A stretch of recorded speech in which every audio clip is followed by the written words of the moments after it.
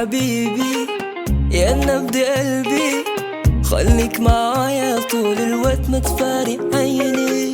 بعدك يكويني قربك يحييني، محتاجك جنبي دلوقتي وأيام الجاية.